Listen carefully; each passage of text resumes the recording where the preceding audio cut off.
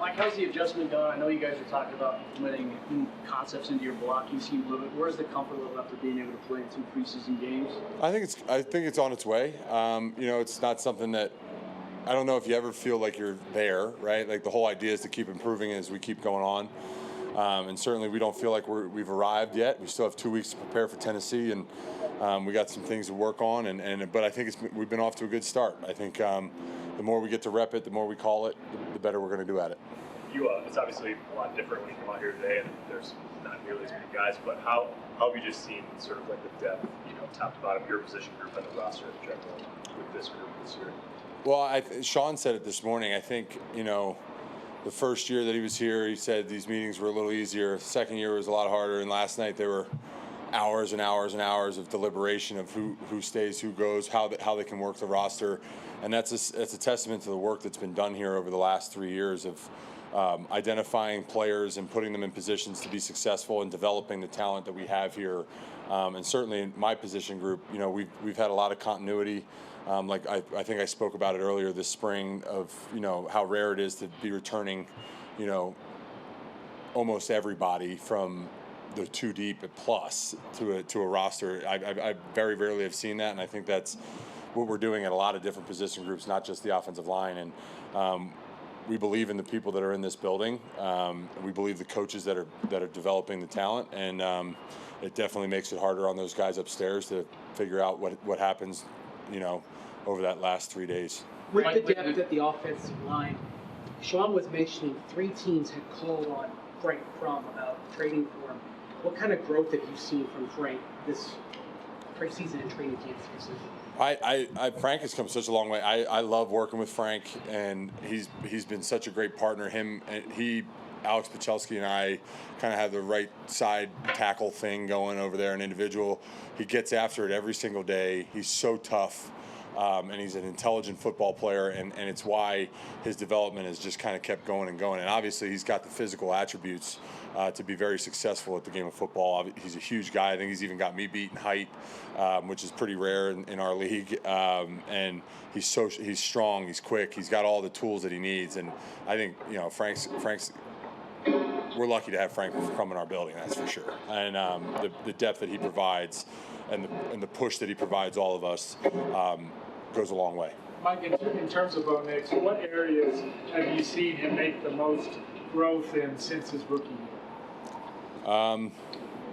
It's a lot of areas, I think, but I think number one is probably just the command that he has. I think that kind of even started a year ago as the season kept going on. You're like, man, this guy's getting it more and more every single week, and it certainly felt that way in the spring, felt that way all training camp, and I think Bo's in a great position to be a huge piece of our puzzle here, and obviously when you are the quarterback, you already are anyway. So thank God he's on his way up. Mike, we've seen a pretty deliberate shift from RJ Harvey just over the course of the preseason in terms of bouncing things outside versus attacking to the inside. So just in terms of his learning ability and his ability to be kind of flexible, what have you seen about just his development even over kind of the last month? Well, I think he's starting to play with more confidence, certainly. I think the more reps he gets, and Lou's doing such a good job in the running back room, and we're all trying to get on the same page. We're doing some different things in the run game. We're trying to get detailed a little bit harder, and that's hard on a rookie, especially when your life's kind of spinning all over the place. Whether you're in a new city, you got to find a place to live. You got new teammates to learn. You got a new playbook. All this stuff that's coming into our offense, and our offense isn't exactly easy to pick up at all times, and certainly there's going to be a lot put on RJ's plate because of how talented and capable he is. But the reps that he's getting are so valuable. JK being in that room for him is huge because he's got a vet that he can lean on, and that's been really helpful for him. And I think RJ's going to have a great year. Zach Allen has talked about sort of experimenting during camp and working on things. I'm curious what the challenge is like, not just with him, but with the edge guys and just that defensive front in general. How much do you see them try to get, they had 63 sacks last week, but to try to get to, sort of another level as well? I mean, just from trial and error, they're pretty good.